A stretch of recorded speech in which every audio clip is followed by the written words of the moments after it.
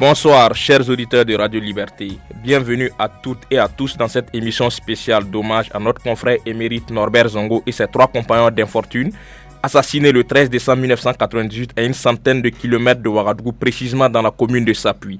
S'en est suivi, comme vous le savez, à l'époque, un puissant mouvement populaire sous la direction du collectif des organisations démocratiques de masse et de partis politiques CODEMPP pour réclamer vérité et justice, non seulement pour Norbert Zongo, mais aussi pour tous les crimes de sang perpétrés au Burkina Faso sous le règne du président Blaise Compaoré. Ce mouvement fut baptisé Trop c'est trop. Ce soir, nous nous retrouvons donc, mesdames et messieurs, pour faire le bilan de cette lutte sous la direction du CODEMPP et parler des acquis engrangés en termes d'élargissement des libertés démocratiques au Burkina Faso. 2 invités donc sur le plateau, M. Chrysogonos Zougmoré, président du mouvement burkinabé des droits de l'homme et des peuples MBDHP, qui préside également le collectif des organisations démocratiques de masse et de partis politiques CODEMPP. Bonsoir M. Zougmoré. Oui, merci bonsoir. d'avoir accepté notre invitation. Le second invité sur ce plateau est M. Jean-Claude Méda, journaliste à la retraite et ancien président de l'association des journalistes du Burkina, membre également du CODEMPP. Bonsoir M. Méda. Bonsoir. Merci également à vous d'avoir honoré ce plateau de votre présence. Pour conduire cette émission, Tiona Sanogo à la technique et Rodrigue Arnaud Taillan à la présentation. Chrysogonos Zougmoré, on va commencer par vous et on va repartir 22 ans en arrière, à 1998 précisément le 13 décembre. À l'époque, même si vous n'étiez pas encore le président du MBDHP, ni celui du collectif, vous faisiez néanmoins partie des fondateurs du collectif, puisque vous étiez le secrétaire général du MBDHP. La nouvelle de la mort de Norbert Zongo tombe, je dis expressément mort parce que à l'époque, la thèse qui était avancée dès les premiers instants, c'était la thèse de l'accident. Quelle réaction vous avez eue au niveau du MBDHP? Oui, le choc, la stupéfaction, comme je l'ai rappelé la dernière fois. Parce que tout le monde savait que Norbert était menacé, bien sûr.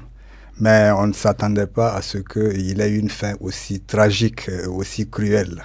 Et comme vous l'avez dit tantôt, au début, les gens ont tenté de faire croire qu'il avait été victime d'un accident. Mais avec ce qui s'est passé quelques mois avant sa mort, les gens n'étaient pas dupes. On s'est dit qu'il a dû certainement être liquidé et tué par les gens du pouvoir. Donc la stupéfaction... Et la colère ensuite, parce que quelqu'un comme Norbert Zongo, apprendre qu'il a été tué de cette façon... Et qui était également militant du MBDHP à l'époque, il faut préciser. Tout à fait, qui était militant du MBDHP, engagé, disponible, et qui parcourait l'ensemble de nos sections pour animer des conférences publiques, etc. etc. Donc stupeur, et colère, et puis comme je l'ai rappelé la dernière fois également, immédiatement nous nous sommes rendus sur le terrain pour donc constater l'ampleur de cette horreur à travers les corps calcinés que nous avons pu voir et que nous avons pu photographier également. C'est dire que c'était horrible sur le terrain. Vraiment horrible. Horrible, horrible, horrible. Insupportable à la limite que vraiment des gens puissent commettre un acte aussi barbare. À plusieurs reprises, Norbert Zongo, faut-il le rappeler, et fondateur du MBDHP également, a alerté l'opinion sur les menaces qui pesaient sur sa personne, essentiellement à cause de ses écrits qui touchaient directement les affaires de l'État. Comment jugez-vous le contexte politique de l'époque, Jean-Claude Méda? Bon, il faut dire que les dirigeants politiques de l'époque étaient tous issus des régimes d'état d'exception. Soit ils ont participé à animer le CNR, Conseil national de la Révolution, dirigé par le capitaine Thomas Sankara. Thomas Sankara. Après l'assassinat de Thomas Sankara, c'était le Front populaire, donc dirigé par Blaise. Et beaucoup de ceux qui étaient partisans à tout craint de Thomas Sankara ont tourné la veille, ils ont rallié donc le Front populaire, donc Blaise Compaoré. Et du fait que ils ont été formatés dans la gestion des régimes d'exception, quand même, on a eu la constitution du 91. Il s'est produit, à mon avis, la chose suivante. C'était des gars qui n'étaient pas pour la démocratie et encore moins l'état de droit. On le leur a imposé, c'est-à-dire le président François Mitterrand le leur a imposé. Oui, avec le discours de la boule, conditionnant l'aide publique au développement. Donc ils ont accepté de s'engager dans la démocratie et de l'état de droit sur le bout des lèvres. Malheureusement, leur passé les a toujours rattrapés, en ce sens que dans le respect des minimums des droits humains, ce n'était pas du tout cela. Et également, en ce qui concerne le moindre règle démocratique, ce n'était pas dans leur ADN. Du coup, ce que on a constaté, c'est que les exécutions extrajudiciaires, qui étaient leur sport favori, ça se poursuivait. Les arrestations et détentions arbitraires, ça se poursuivait. Et le MBDHP ne passait pas une semaine sans dénoncer, sans être saisi ou dénoncer ces actes-là à travers la presse, ou alors se rendre dans les commissariats ou les gendarmeries, mais pour assister des citoyens abusivement détenus sans motif et sans justification. Ça ne parlait pas de mandat d'arrêt. Donc, c'était des pratiques comme ça qui étaient donc l'essence de la pratique de ces régimes. En fait, pour appuyer et soutenir ce qu'il a dit, en fait, nous avions affaire à un régime démocratique de fait, ou du moins de droit, mais un régime militaire de fait. J'allais même dire... qualifier le régime de régime militaire constitutionnalisé. Régime militaire constitutionnalisé et même un régime de terreur, parce que, rappelez-vous la fameuse formule terrifiante. Si tu fais, on te fait, et il qui faisait trembler même les plus téméraires. Si tu fais, on te fait, il n'y a rien. Et je dois dire qu'ils en ont fait. Si vous remontez à 87 déjà avec l'assassinat de Thomas Sankara et ses 13 compagnons, ensuite en 89 l'assassinat de Lengani et de Zongo, en 90 l'assassinat de l'étudiant Dabo Boukari, il y a eu même les Guillaume Sessouma, les Clément Oumarou, jusqu'à l'assassinat donc de David Ouedraogo. Bon, il y a eu même les élèves de Garango. Les élèves de Garango en 95. Ça veut dire qu'effectivement, ils en ont fait. Et c'est pour dire que le collectif a été créé pour relever ce défi-là, à savoir mettre un terme aux erreurs de ce régime d'exception-là. C'est pourquoi vous avez qualifié le mouvement Trop c'est trop, parce que l'assassinat de Norbert Zongo, c'était l'assassinat de trop. Ah oui, c'était la goutte d'eau qui a fait déborder le vase. Et je pense que c'est un défi, en fait, que ce régime-là nous lançait. Et nous avons su et pu relever ce défi-là avec les actions que nous avons pu mener sur le terrain. Nous avons transformé donc les moments de colère à des moments vraiment d'organisation structurée, et en tout cas pour faire en sorte que la lutte là soit non seulement la plus vaste possible, mais également la plus profonde possible.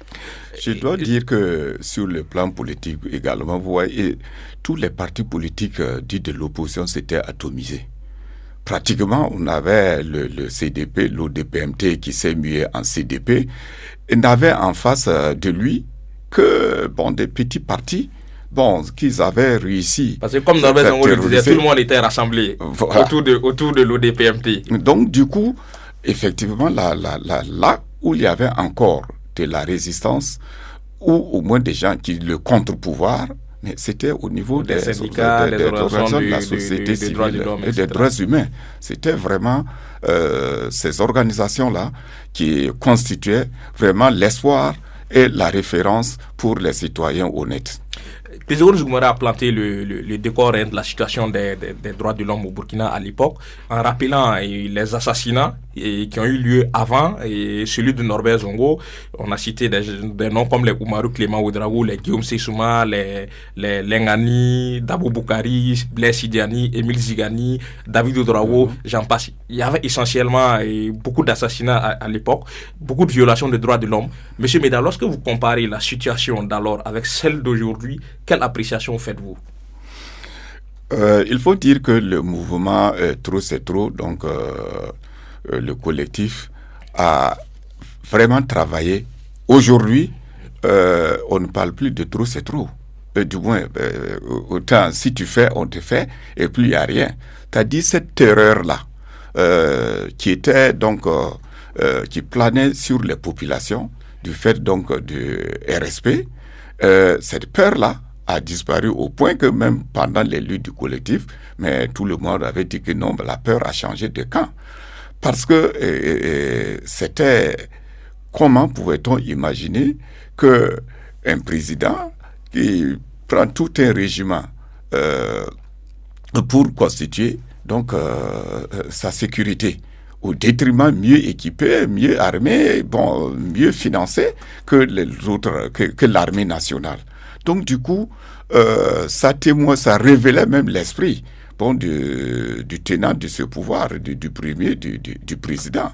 Donc aujourd'hui, quand donc on veut faire une comparaison, il faut d'abord se féliciter que le RSP est disparu. Le régiment de sécurité présidentielle. Voilà. Mais les organisations démocratiques n'ont cessé de demander donc sa dissolution parce que c'était devenu une milice. Donc ça, c'est aujourd'hui... Parce que la dissolution du RSP intervenue en 2015, il faut le rappeler, est une vieille revendication du collectif. Exact. Ah oui, dès les premières plateformes de 1999, voilà. Le collectif avait demandé la dissolution pure et simple du RSP. Donc, c'est une revendication de très longue date. Ça ne date pas seulement des années 2013, 2014, 2015. Exactement. On va rester toujours avec vous, monsieur Meda. L'assassinat de Norbert Zongo marque une étape importante dans l'atteinte de la liberté d'expression et de la presse au Burkina Faso. C'est la première fois qu'un journaliste est assassiné. Comment, aujourd'hui, cette liberté-là a évolué? Cette liberté d'expression et de la presse a évolué? Je dois dire que ça a plutôt galvanisé tous ceux qui croient en la liberté d'expression. D'abord, à commencer par les journalistes, ça les a galvanisés, et également tous les défenseurs des droits humains, parce que les organisations professionnelles des médias, depuis l'ODPMT, ensuite CDP, ont toujours cheminé main à main avec les organisations des défenseurs des droits humains. On a fait un parcours formidable dans ce sens, parce que je parle sous couvert du président du MBDHP, c'est grâce donc à la pétition du MBDHP pour demander qu'on relise le code de l'information de l'époque qui était très liberticide. Et c'est le MBDHP qui a concouru à ce que ce code-là soit relu et qui a donné lieu au code de 1993 qui est aujourd'hui, qui était beaucoup plus en avance que le code de 1990 et de 92, parce que ce code-là a libéralisé, par exemple, les ondes. Et libéraliser le secteur de la presse de façon générale. Parce que c'est suite à ça qu'on a vu une floraison, de médias audiovisuels au Burkina Faso, voilà, à l'époque. Le deuxième point que je voulais ajouter, c'est-à-dire que Norbert, dans le genre journalistique qui pratiquait l'investigation, était un peu le seul. Le pionnier. Vraiment. Et aujourd'hui, on peut se féliciter d'abord qu'il y ait beaucoup de journaux donc, qui se sont inscrits, donc, qui se sont créés et qui s'inscrivent dans cette logique de journalisme d'investigation. Et que également, il y a actuellement beaucoup de journalistes qui ont embrassé ce genre journalistique comme genre. C'est-à-dire que quelque part, la peur que devrait susciter la mort de Norbert pour avoir pratiqué ce genre de journalisme a été surmontée. Et chaque fois, les 13 décembre, lorsque le collectif commémore donc l'assassinat de Norbert Zongo, les organisations professionnelles n'ont jamais cessé de dire qu'ils vont tenir au lever le flambeau que Norbert Zongo a laissé tomber. Et je crois aujourd'hui qu'ils sont dans le bon chemin. Grégoire Zougoumoré, est-ce que vous faites le même constat que M. Meda en termes d'évolution de la liberté de la presse, la liberté d'expression de façon générale et notamment la liberté de la presse? Oui, je pense qu'il y a quand même eu une évolution, une très nette évolution. Mais avant, je voudrais revenir sur un acquis extrêmement important de la lutte du collectif, à savoir le fait que la création et l'action du collectif aient contribué à briser le cycle de l'impunité au Burkina Faso. Nous avons rappelé la formule « si tu fais, on te fait rien ». Et nous avons fait en sorte qu'il y ait quelque chose. Figurez-vous que déjà en 2000, nous avons réussi à faire le procès de l'assassinat de David Ouédraogo. Il y a eu le procès de David Ouédraogo en juillet-août 2000, si je ne m'abuse. Et pour la première fois, nous avons assisté à la condamnation des 3 exécutants de l'assassinat de David Rorgo, à savoir Marcel Kafando, Edmond Kouama et Yaro Ousseni. Et vous savez que Marcel Kafando, à l'époque, a pris 20 ans d'emprisonnement ferme. Et les 2 autres, Yaro et Edmond, ont occupé chacun de 10 ans d'emprisonnement. Et en 2010, souvenez-vous, l'affaire de Arnaud Sommet, cet orpailleur qui a été martyrisé à Gawa par des policiers. Ce procès également a eu lieu et ces policiers ont été condamnés. Et une année plus tard, en 2011, l'affaire Justin Zongo à Koudougou a connu également un dénouement assez heureux. Et tout ça, c'est le fait... C'est à mettre à l'action du collectif. À mettre à l'action du collectif, parce que depuis ce temps-là, si tu fais quelque chose, il y aura quelque chose. On se rappelle dernièrement avec la situation de Tanguy Dassouri. Avec la situation de Tanguy Dassouri. On a vu rapidement les autorités qui ont réagi, qui ont pris des mesures conservatoires. À l'époque, ce n'était pas évident. Ce n'était pas du tout évident. Donc, je crois que tout ça, c'est des éléments extrêmement importants à mettre à l'actif du collectif. Et je dois dire également qu'en ce qui concerne donc la liberté de presse et d'information, la lutte du collectif a également largement contribué à faire en sorte que nous puissions récupérer ce qui avait été à l'époque tendance à être piétiné par ce régime en place là. Vous savez que le collectif avait son journal, Collectif Info. C'est ça. Et au fort de la lutte du collectif, nous avions des papiers volants, Boribana, qui paraissaient pratiquement tous les jours. Et c'est à partir de ce moment que les gens ont eu cet engouement à faire en sorte que les idées qu'ils ont, ils puissent les faire valoir, ils puissent les propager à travers des publications. Et je crois que ça a beaucoup contribué à faire en sorte que la presse, qui a été plurielle par la suite, ait vraiment les coudées franches pour pouvoir s'exprimer comme il faut. Et pour l'histoire, une chose qui est importante aussi, c'est que c'est à cette période qu'a été créé le Festival international de la liberté d'expression et de presse, le FILEP, au Burkina Faso. C'est quelque chose que parfois la jeune génération ignore, mais est-ce que vous pouvez nous rappeler un peu ce contexte-là? Il faut dire que le Festival international de la liberté de la presse a été donc accouché dans la douleur, parce que c'est en 2000 et le projet a été porté par le MBDHP et le Media Foundation au Ghana, et qui a approché le centre de presse pour que nous conduisions le projet à terme. Et le premier festival, c'était en 2000, qui a été reprimé. Il faut dire que tout il a été prévu. Donc, parce que les invités même qui devaient venir, beaucoup ont été empêchés. De venir. Donc, d'autres sont passés par les voies terrestres, voilà, les frontières terrestres pour pouvoir rentrer au Burkina, de façon clandestine, on va dire. Voilà. Donc, ça a été reprimé et c'est avec la ténacité, avec vraiment la détermination qui animait à l'époque même ceux qui sont venus. Il faut dire aussi que c'était des festivaliers pas comme les autres. C'était des défenseurs des droits humains, des journalistes vraiment qui avaient foi en la liberté de la presse. Et quand on nous a interdit l'accès du CBC, où nous devrions tenir le colloque, on a été obligés de tenir ça dans les salles, dans 3 salles, dans les chambres d'hôtel. Donc, Central Hotel, Hôtel Pacifique, etc. Donc, il y avait la qualité des festivaliers étaient des gens déterminés, engagés pour la cause des droits humains, pour la cause de la liberté d'expression.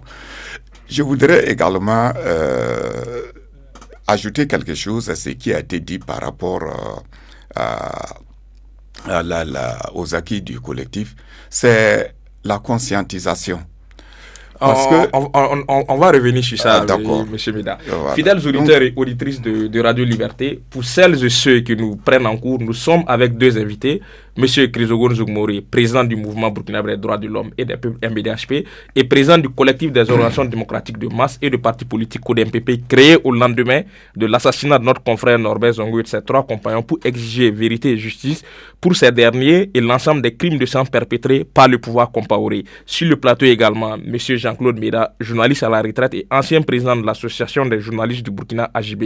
M. Jean-Claude Meda fut rapporteur au sein du CODEMPP. Avec nos 2 invités, nous parlons du bilan de la lutte du collectif et des acquis engrangés en termes d'élargissement des libertés démocratiques. En dépit donc des tentatives de remise en cause de la liberté d'expression et de la liberté de la presse constatées aujourd'hui à travers des menaces proférées et contre certains confrères, des emprisonnements de certains web activistes et une instrumentalisation, notamment la crise du terrorisme djihadisme dans le code pénal à des fins répressives pour limiter la liberté d'expression et de presse. Et vous dites que la peur a changé de camp malgré tout. Qu'est-ce qui explique cette situation, Chrysogonos Zougoumbori, on va commencer par vous. Qu'est-ce qui explique que la peur a changé de camp aujourd'hui? Oui, mais parce que vous savez que les libertés, lorsqu'on les exprime, il faut avoir le courage d'assumer ce que l'on dit. Et je pense qu'aujourd'hui, malgré les menaces qui pèsent sur certains des journalistes, notamment les journalistes d'investigation, ces personnes-là ne baissent pas les bras. Parce qu'on a vu le domicile, on a vu l'Adibama qui a été menacé, dont le véhicule a été saccagé. Ces personnes ne baissent pas les bras et chaque fois qu'il y a des menaces sur ces journalistes-là, il y a quand même un élan de solidarité venant à leur endroit, à travers des actions de mobilisation, des actions de dénonciation. Et chaque fois que ces actions-là ont cours, je pense que ceux-là qui sont tapis dans l'ombre et qui profèrent ces menaces-là et qui tentent de remettre en cause cette liberté d'information reviennent vraiment sur leurs sentiments. Vous avez vu que lorsque M. Dramé a été menacé... Oui, Siriki Dramé, le secrétaire général du syndicat autonome de travail de l'information. Au niveau du collectif, nous avons publié une déclaration de condamnation et nous sommes même allés au-delà. Nous avons adressé officiellement une correspondance au ministre de la Défense ou du moins de la Sécurité pour lui demander en tant que responsable de la sécurité des personnes, de l'ensemble des citoyens burkinabés et de leurs biens, de prendre des dispositions pour que rien n'arrive à M. Siriki Dramé. Nous avons également apporté notre soutien à travers des mentions dans nos différentes déclarations au journaliste Seri Baoula, de la RTB, qui, comme vous le savez, quelques instants après que Siriki Dramé ait été menacé, a également essuyé des tirs au niveau de son domicile. Et avant lui, comme vous l'avez rappelé tantôt, nous avons assisté à ce qui est arrivé à l'Adibama. C'est dire que la résistance que nous opposons à cette tentative de musellement de la presse-là, ça fait en sorte que, généralement, ceux-là qui osent encore revenir à ce que nous avons connu dans les années de braise réfléchissent par deux fois avant de franchir le pas. Monsieur Meda? Je pense que ceux ou les acteurs de ceux qui tentent de reprendre ce flambeau éteint, donc de la répression de la liberté de presse et de la liberté d'expression, n'ont peut-être pas tiré suffisamment de leçons de l'action donc du collectif. Je disais tantôt que l'assassinat de Norbert a plus que galvanisé les confrères, les journalistes. Et c'est vrai, ce n'est plus des menaces de ce genre qui peuvent freiner les ardeurs des gens. L'engagement des gens. Deuxièmement, aussi, je pense que la détermination avec laquelle les membres et les organisations membres du collectif ont mené la lutte pour que la peur change de camp, ces organisations-là aujourd'hui ont un capital d'expérience avec laquelle il faut compter pour que de tels actes n'intimident pas quelqu'un. Ensuite, je dirais que l'expérience sur un plan de la mobilisation même populaire, ça veut dire que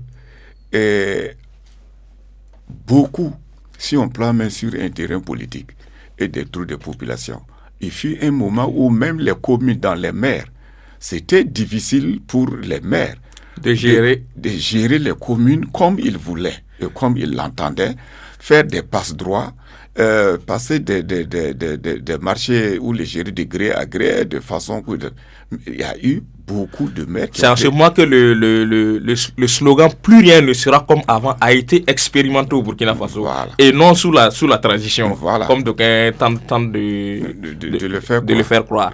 Donc ça veut dire que l'impact de la lutte du collectif est allé au-delà de la sphère des simples droits humains et des questions de liberté démocratique pour aller aux questions de la gouvernance et de la gestion du bien public. Le peuple a décidé de participer à la gestion de la chose publique. Exactement. Je pense que c'est un aspect.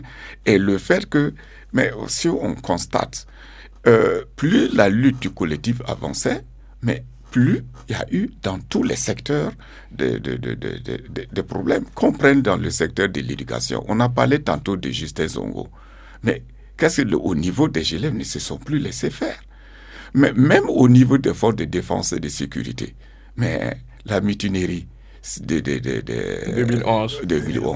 Mais c'est parce que ce contexte... Avant ça, même en 99, dans le feu de la lutte pour Norbert Zongo, on a assisté à une première situation avec les militaires qui demandaient des arriérés, qu'on leur devait. Et à l'époque, les gens nous ont même accusés d'avoir contaminé jusqu'aux militaires. Voilà. C'est pour vous dire l'impact de ce que le collectif a pu avoir, la lutte du collectif a pu avoir sur les différentes couches sociales de notre pays. Justement, comment appréciez-vous la contribution du collectif à la construction de l'état de droit au Burkina Faso, Krizo Njumuri? Je dois dire d'abord que parmi les acquis que nous avons arrachés, il y a également eu des acquis au plan politique.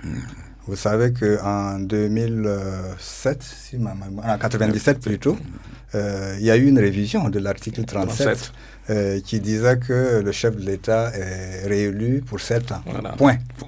Voilà. Sans limitation de mandat. À l'époque, il y a eu des manifestations qui n'ont pas prospéré. Mais je dois dire qu'à la faveur de la lutte du collectif, mais on est revenu sur les dispositions de cet article. Oui. C'est à partir des nouvelles dispositions qu'il y a eu les 2 fois 5 ans.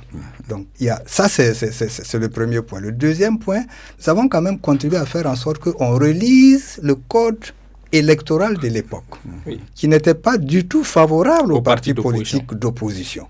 Je crois que ça a été également un acquis majeur. Ce qui a permis à beaucoup de pouvoir intégrer l'Assemblée nationale après, et ce qui a beaucoup enchanté du reste nos amis du G14, la composante politique du collectif. Parce qu'on disait qu'il fallait déporter maintenant la lutte de la rue à l'Assemblée nationale, ce qui n'était pas du tout évident, parce que on a vu que malgré leur présence à l'Assemblée nationale, les choses n'ont pas bougé. C'est la rue qui a fait bouger les choses.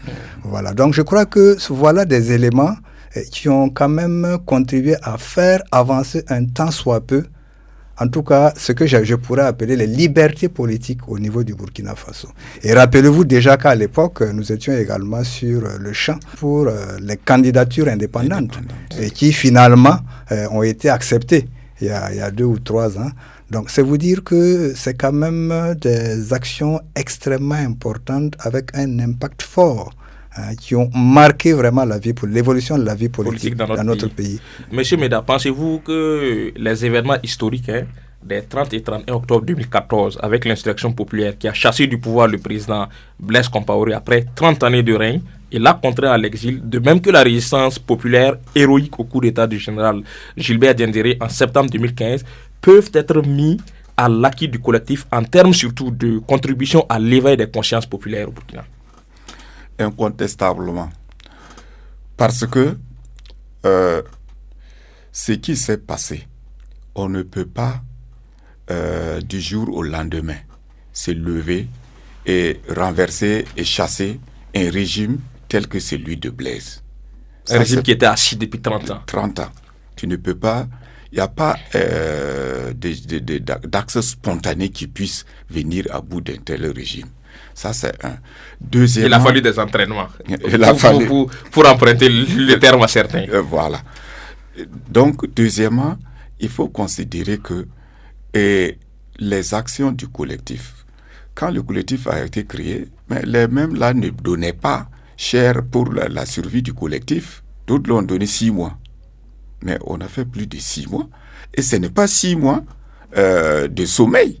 C'est des 6 mois d'actes quotidiens. Il y a eu on a sillonné tout ce Burkina-là, de part en part.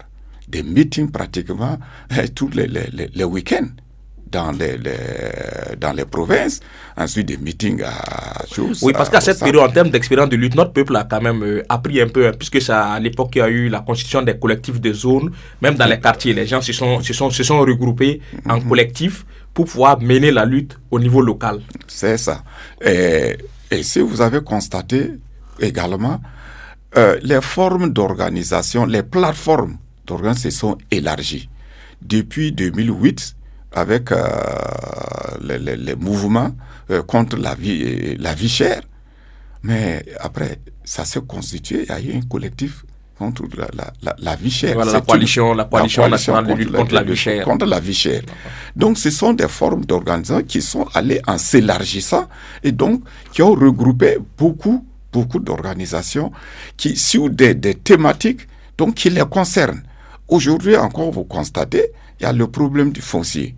Il y a également déjà des organisations, des coalitions qui se font autour de ces questions. Et je pense que c'est sûr.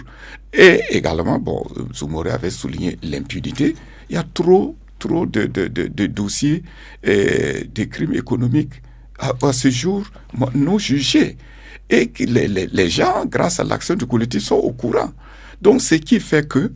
Et surtout, à partir de l'expérience du collectif, les gens ont compris que le véritable détenteur du pouvoir, c'était le peuple. Puisqu'on a réussi à faire plier le président Blaise Compaoré, même si à l'époque, il a réussi à conserver le pouvoir, mais sur un certain nombre de questions. Oui. Et la résistance au putsch dont vous avez parlé tantôt, mais ce mode d'organisation de résistance, c'est tiré de l'expérience du collectif. La résistance dans les quartiers. La résistance dans les quartiers, la résistance au niveau des provinces constituées, c'est l'expérience de la lutte du collectif qui ont permis de développer ces formes-là. C'est pas spontané. Donc, les bases matérielles de frustration des peuples, de la population, ont été canalisées. En tout cas, le collectif a réussi à les mettre en exergue et qui fait que les personnes, les citoyens, adhèrent à des mouvements qui incarnent ces aspirations-là. Donc, du coup, ça préparait un terrain favorable, incontestablement. Chrysogone Zoumouré veut réagir depuis longtemps. Tout à fait, je crois que c'est quand même une analyse très pertinente. Ce qu'il faut dire et souligner, je crois que tout observateur honnête de l'évolution de la situation sociopolitique de notre pays, de ces 10-15 dernières années, sera d'accord avec moi. C'est que les actions du collectif ont constitué un puissant catalyseur de lutte populaire organisée. Je crois que aussi bien dans les villes que dans les campagnes. Oui. Vous savez, dans le temps, c'était surtout dans les villes. Dans les villes qu'il y avait la mobilisation, les manifestations. C'était cantonné parfois au niveau des syndicats. Exactement. Mais avec la lutte du collectif, on a vu se développer... Le mouvement a pénétré les quartiers. Des formes d'organisation. Et en dehors des formes d'organisation, sur le plan national, vraiment, on a vu partout sur le territoire national des structures naître, etc., des regroupements, avec des plateformes. Et je crois que petit à petit, le collectif a même jusqu'à inspirer à travers son slogan Nalara Ansara, qui a été prononcé à l'époque par lorsque les gens se battent, ils veulent aller jusqu'au bout. Ils mettent de la détermination, ils mettent de la conviction.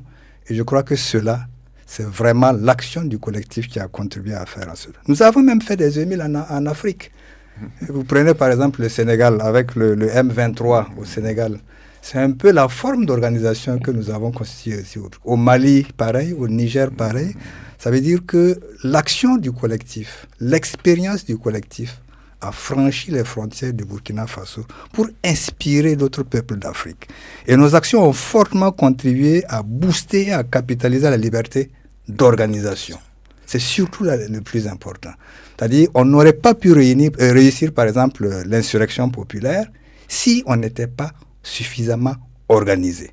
Ça se serait limité. Oui, surtout que beaucoup de ceux qui étaient aussi au devant de la scène pendant l'insurrection populaire, ce sont des gens qui ont été formés par l'expérience de la lutte du collectif. Ça se serait limité à l'expression d'exaspération à travers des casses et tout. Mais là, nous sommes quand même allés jusqu'au bout pour atteindre une étape dans la lutte du peuple burkinabé pour sa libération et pour l'affirmation de son indépendance. Et ça, c'est extrêmement important. Si vous venez de nous prendre en cours, sachez que vous êtes sur Radio Liberté, la voix citoyenne, fréquence 92.8 FM. Ce soir, nous parlons dans cette émission spéciale d'hommage au journaliste Norbert Zongo, assassiné le 13 décembre 1998, du bilan de la lutte du collectif des organisations démocratiques de masse et de partis politiques CODEMPP, ainsi que des acquis engrangés en termes de liberté démocratique. Sur le plateau, nous recevons deux invités. Chrysogonos Zougmoré, président du mouvement burkinabé des droits de l'homme et des peuples MBDHP et président du CODE-MPP. Jean-Claude Méda, journaliste à la retraite et ancien président de l'association des journalistes du Burkina AJB. Monsieur Jean-Claude Méda fut rapporteur au sein du CODE-MPP jusqu'en 2015. Après 22 ans de lutte pour la vérité et la justice pour Norbert Zongo et ses 3 compagnons, ainsi que pour tous les crimes commis par le pouvoir compaoré, quel regard portez-vous aujourd'hui sur l'évolution de la lutte du collectif? Est-ce que, selon vous, le mouvement est un peu faibli, Chrysogonos Zougmoré? Parce que c'est un reproche aussi que les gens font au niveau au niveau de l'opinion. Oui, mais vous savez que, je l'ai dit, je le dis souvent, on ne peut plus avoir les mêmes foules que nous avions il y a 22 ans. Parce qu'il y a quand même 22 années qui se sont écoulées. Et au début, il y avait l'émotion, il y avait la ferveur, etc., etc. On ne peut plus avoir ces mêmes foules-là. Mais le plus important, c'est le fait que, durant 22 années, nous ayons tenu haut le flambeau de la lutte contre l'impunité, au-delà de l'affaire Norbert Zongo. Et le plus important, c'est comme nous l'avons dit tout à l'heure, ce sont les acquis engrangés au détour de la lutte du collectif. C'est ça l'élément le plus important. Et, comme vous le savez, demain 13 décembre, nous serons encore là debout. Avec l'espoir, j'allais même dire avec la conviction que tôt ou tard, le dossier Norbert Zongo connaîtra un dénouement heureux pour ses familles, pour ses camarades de lutte et pour l'ensemble du peuple burkinabé. C'est cela le plus important. Le fait que nous n'ayons ni faibli, ni baissé les bras, ni abandonné. Je crois que l'élément essentiel aujourd'hui, 22 ans après... Maintenir le collectif en vie. Maintenir le collectif en vie, c'est déjà un exploit. Et je crois qu'il faut saluer cet exploit-là et faire en sorte que la flamme reste allumée à l'image de la lampe allumée et exposée au niveau du Centre national de presse Norbert Zongo. C'est l'élément le plus important. C'est l'espoir. Jean-Claude Méda, quelles sont selon vous les insuffisances que l'on peut noter au niveau du collectif? Parce que quand on fait un bilan, et quelque part, on peut avoir quelques insuffisances que l'on peut noter afin de mieux préparer les perspectives. Bon, je dirais que en plus, les gens disent qu'on mobilise plus de foules et tout ça. Mais il faut mieux regarder le type d'organisation donc du collectif. Oui. Le collectif, c'est pas une organisation qui dispose de moyens financiers comme certains de logistique. C'est au gré de chaque commémoration que les membres des organisations se mobilisent pour le faire. Si on peut considérer ça comme une faiblesse, si on veut, mais c'est inhérent à la nature de l'organisation, qui est un regroupement d'organisations divers. Souvenez-vous que même au début avec parfois des objectifs aussi qui divergent. C'est ce que je dirais avec des organes de défense du sida, des organisations de développement, femmes promo développement, des associations. Donc, regarde et on a vu petit à petit aussi le regroupement des partis politiques, le G14. On a vu petit à petit ce regroupement s'est affaibli avec un certain nombre de partis qui sont retirés au fur et à mesure. Non, quand ils ont, au terme de la modification du code électoral dont Zougmoré parlait et qui a permis que les petits partis puissent être représentés à l'Assemblée, ils ont saisi cette opportunité-là au banc. Et donc pour se retrouver, alors que je pense, ça ce n'est pas, c'est un avis purement personnel, et avec la dynamique du collectif, ils auraient pu obtenir plus. Bon, ça c'est une parenthèse.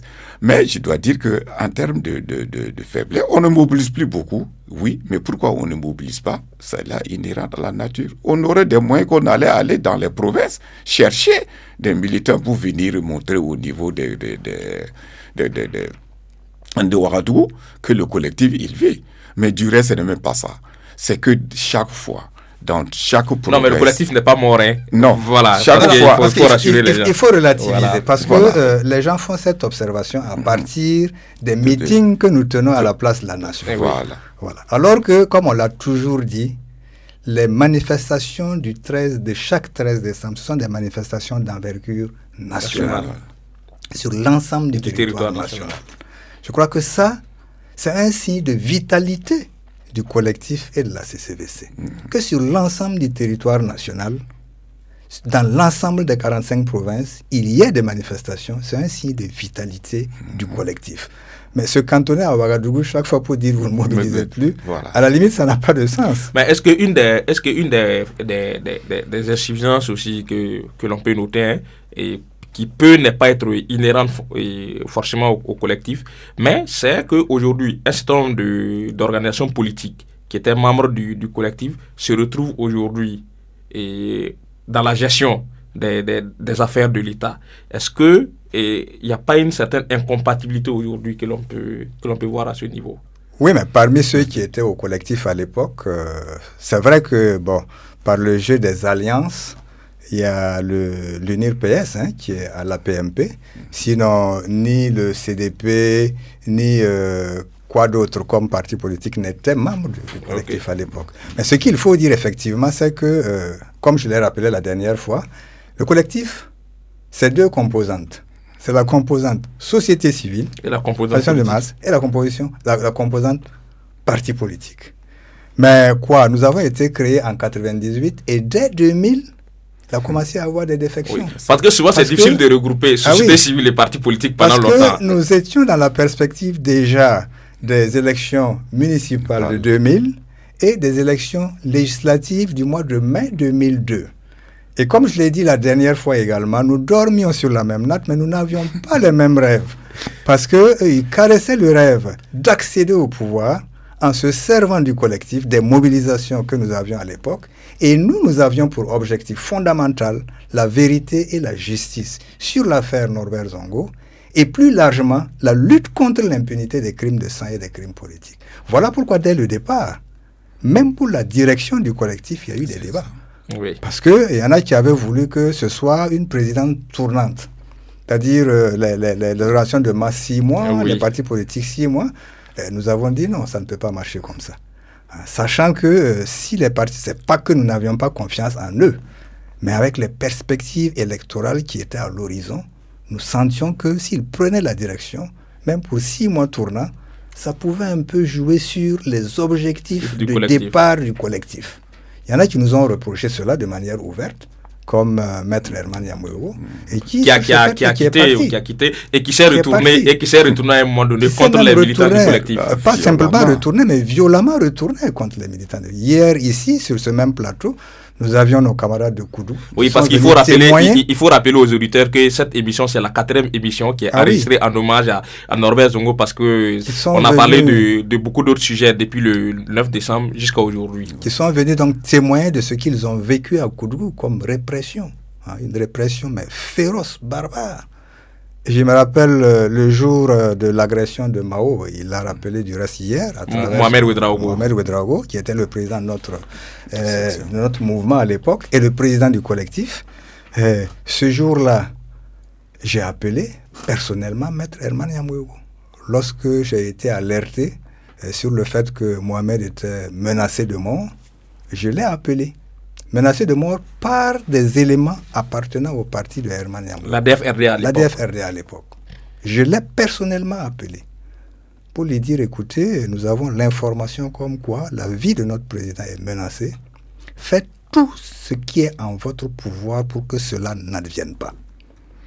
Il m'a rassuré, il m'a dit, non, je suis en train d'aller à Koudou, rassurez-vous, tout va bien se passer.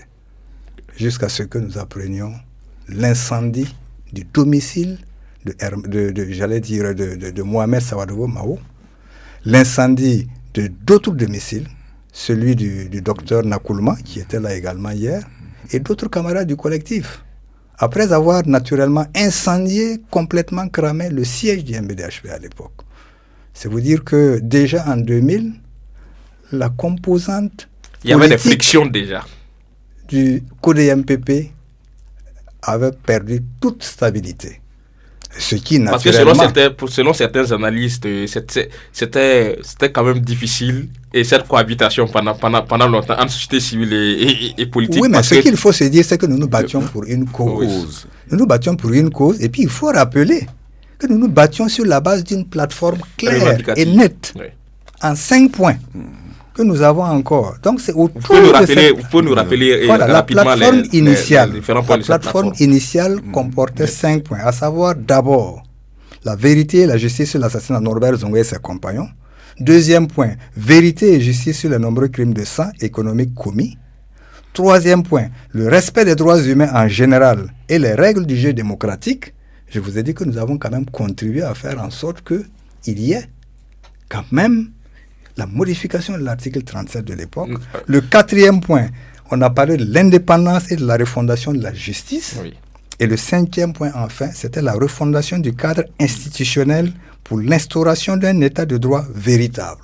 Rapidement, quel bilan on peut faire quel bilan on peut faire de la lutte du collectif par rapport à ces objectifs assignés dès le départ? Naturellement, sur le premier point, nous ne sommes pas satisfaits, puisque vous savez que nous n'avons pas encore ni la vérité ni la justice sur Norbert Zongo. Et sur le deuxième point, il y a quand même des crimes de sang qui ont été jugés dans ce pays, sous la poussée de la lutte du collectif. La pression populaire. Sur la pression populaire. Sur le respect des droits humains, il y a des mouvements de balançoire. Il y a des hauts et des bas.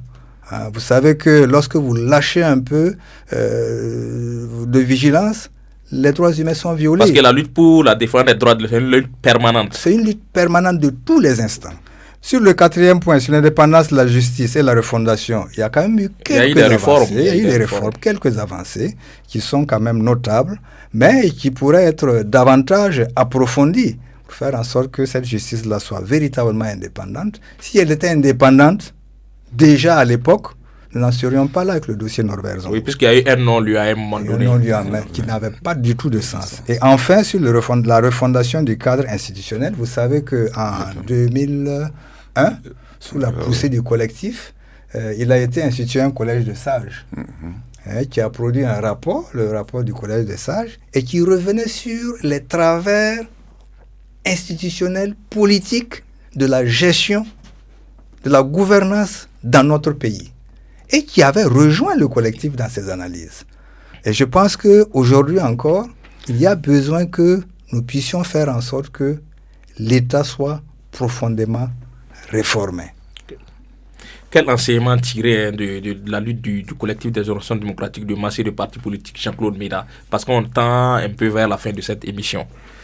Moi, je pense l'un des premiers enseignements à tirer, c'est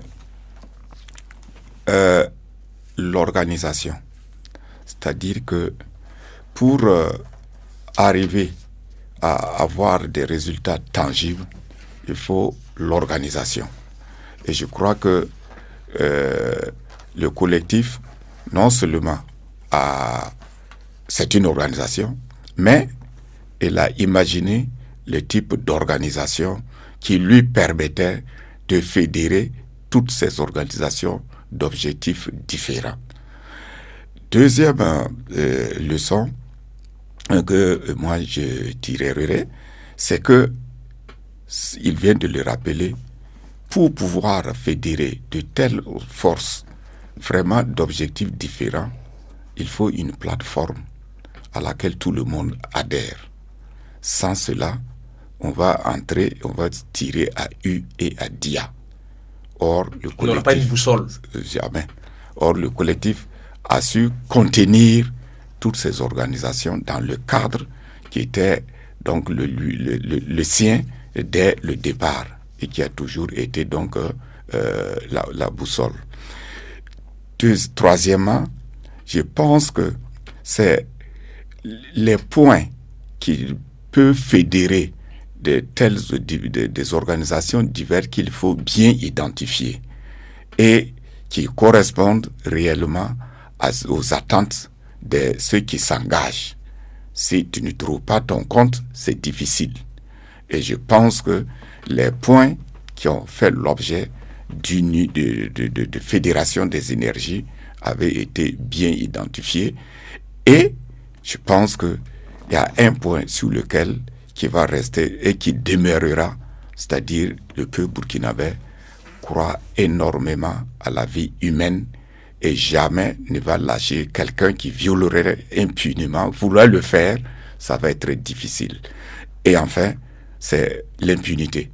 tout le monde aujourd'hui, dès qu'il y a dit non, il faut la justice. On ne s'amuse plus avec la vie humaine, on ne paralyse plus la vie humaine au Burkina Faso. Ça a été trop banalisé et je pense que le collectif a ramené ce droit fondamental donc au niveau de tout ce peuple-là. Parce que comme Norbert Zongo lui-même le rappelait, le premier droit fondamental parmi les droits de l'homme, c'est le droit à la vie. Parce qu'il faut vivre et pour jouir plutôt de ses autres droits. Chrysogonos Zougoumaré, quels sont les défis et les perspectives aujourd'hui et en termes de lutte au niveau du collectif Oui, d'abord les défis. Je crois qu'on a rappelé tout à l'heure un certain nombre d'acquis extrêmement importants que nous avons pu engranger au cours de ces 22 années de lutte en termes de protection du droit à la vie, en termes d'élargissement des libertés politiques. Les défis aujourd'hui s'assimilent à des éléments d'alerte que nous vivons en ce moment, en rapport avec une tentative de remise en cause rampante des libertés publiques que nous avons arrachées au cours de ces 22 années de lutte. Et vous savez que nous les avons arrachées au prix du sang. Il y a des gens qui sont morts. Qui ont perdu la vie. On a rappelé tantôt l'assassinat du jeune Flavien Nebier, qui est mort en pleine manifestation du collectif. C'était le 6 décembre 2000. Le 6 décembre 2000. Donc il est extrêmement important pour nous aujourd'hui, pour l'ensemble du peuple, à veiller, à faire en sorte que ces acquis-là ne puissent jamais être remis en cause. Or, que constatons-nous aujourd'hui? J'ai parlé de recul rampant sous le régime rapport sur le régime actuel. Et je prends des exemples. Vous savez que nous avons été gazés le 16 septembre 2019. Oui. Alors que nous marchions pacifiquement contre le terrorisme. Autour d'une plateforme citoyenne claire, avec des points de préoccupation de l'ensemble des populations burkinabées. Nous avons été gazés. La manifestation a été réprimée dans le sang. Ça fait longtemps que nous n'avions plus vécu une telle situation. Ce n'est pas normal. Parce qu'il faut également rappeler que et pendant qu'on interdisait ces types de manifestations, oui, on encourageait d'autres manifestations. Il faut rappeler que nous avons bravé les zones rouges ici, à Ouagadougou. Les zones sur lesquelles le collectif n'était pas censé marcher. Donc, il y a un recul par rapport à la liberté de manifestation. Ça, c'est pas normal. Deuxièmement, nous avons parlé de l'utilisation de l'administration comme arme de répression. C'est pas normal. Vous avez vu ce qui s'est passé au niveau du ministère de l'Information, avec ses agents. Le ministère de la Communication, avec beaucoup de journalistes qui ont été valsés, qui ont été affectés. Etc. C'est pas normal. Au niveau de la liberté d'association, lorsque vous créez aujourd'hui ou que vous voulez créer une association, mais c'est la croix et la bannière pour obtenir le récépissé. Pour obtenir même la possibilité de créer une association, mais c'est la croix et la bannière. Demandez à nos amis de l'ODJ, ils en savent quelque chose. Je vous donne un exemple. Demain, nous avons une manifestation. Demain, 13 décembre. 13 décembre 2020, nous avons un meeting. Nous avons adressé, depuis bientôt 2 semaines, une lettre d'information au maire. À l'heure où je vous parle, si je ne m'abuse, parce que je n'ai pas pris attache avec le comité d'organisation, nous n'avons pas obtenu de retour. Et tenez-vous bien, lorsque nous adressions cette lettre d'information, une lettre de simple information, que nous a-t-on exigé? D'abord, les noms et les prénoms des organisations. C'est normal. C'est normal. 2, les numéros de leurs pièces d'identité. Ça peut être normal. 3, les photocopies de leurs pièces d'identité. Ça, c'est quand même la première fois. Franchement. C'est la première fois que ça arrive. C'est la première fois que ça arrive. Nous allons aller voir si ce sont les textes qui le prévoient. Il n'y a pas de problème. Mais si c'est juste... Rapidement, pour on va parler des perspectives surtout. C'est pas normal. En termes de perspective, c'est quoi? C'est l'appel à la mobilisation. C'est maintenir les bases de mobilisation pour contrer cette tendance au retour en arrière en rapport avec les libertés publiques au Burkina Faso. C'est cela qui est le plus important aujourd'hui. Nalara Ansara. Nalara Ansara, comme le dit le professeur Zerbo, il est temps aujourd'hui que le peuple burkinabé mette cela en application. Merci Chrysogone Zoumouré, président du mouvement burkinabé des droits de l'homme et des peuples MBDHP et président du collectif des organisations démocratiques de masse et de partis politiques CODEMPP. Merci également à vous Jean-Claude Méda, journaliste à la retraite et ancien président de l'association des journalistes du Burkina AJB. Tous les deux étaient ce soir les invités de Radio Liberté pour parler du bilan de la lutte du collectif des organisations démocratiques de masse et de partis politiques dans l'affaire Norbert Zongo et ses 3 compagnons et surtout les acquis engrangés en termes d'élargissement des libertés démocratiques au Burkina Faso. Ce plateau spécial rend hommage à notre confrère Norbert Zongo, assassiné, brûlé et calciné le 13 décembre 1998 à Sapuy, à une centaine de kilomètres de Ouagadougou par des éléments de la garde présidentielle de l'ancien président Blaise Compaoré. 22 ans que le peuple burkinabé dans son entièreté réclame vérité et justice. Raison de plus pour maintenir haut le flambeau de la lutte, car comme le disait Norbert Zongo lui-même, le pire n'est pas la méchanceté des gens mauvais, mais le silence des gens bien. Ravi d'avoir été avec vous pour cette émission, chers auditeurs. Tiona Sanogo à la réalisation, Rodrigue Arnaud Taillan à la présentation. Bonsoir et bonne suite des programmes sur nos antennes.